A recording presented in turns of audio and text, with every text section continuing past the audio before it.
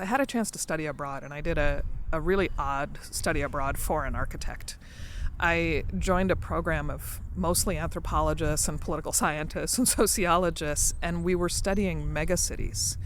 And so we got a chance to spend almost 2 months in Cairo, 2 months in Bombay, and 2 months in Rio. Oh, wow.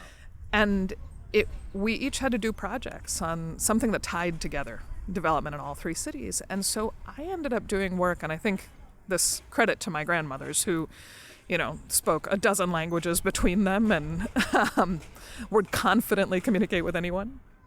I didn't realize this at the time, but the way that architecture schools are structured, they basically teach you how to have lots of different ideas about the same problem.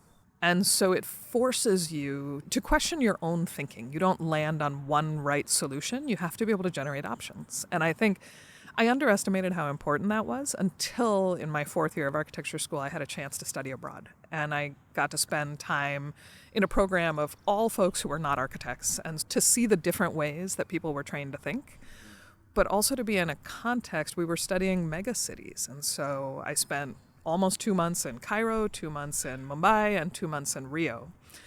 And it was a group of about 25 of us. And we each had to pick a project. What would we do to help us better understand how these giant cities function? And so I think I got this directly from my grandmothers. I will talk to anybody, and whether I speak the language or not. And so I found myself talking to folks who are near a major new railway project. And these were people who were living inches from speeding trains. And if you have a mental image of kind of wooden or paper or tarp shacks, really bustling and vibrant whole micro-cities within the big cities, but just these long linear communities that followed this infrastructure. And I started asking folks, why do you live here? And I got such incredible answers, and I pretty soon hit the limits of language. And so I decided for my project that I was going to gather maps from people of where do you live? Where do you go every day? How do you get there? And they turned into these incredibly vibrant little drawings of life on these edges. And what drove me to thinking about this way was there was a section of this railway that was completely empty. And I asked, I was like, what used to be here? Because everything else was packed to the gills. And they said, oh, those people were moved to housing at the edge of the city.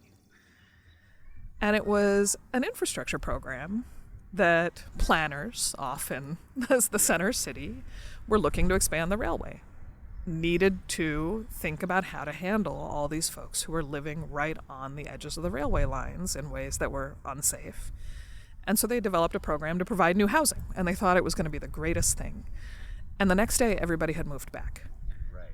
And everyone on the planning side seemed baffled. Like, we gave them great houses, much better than these tarps and these things.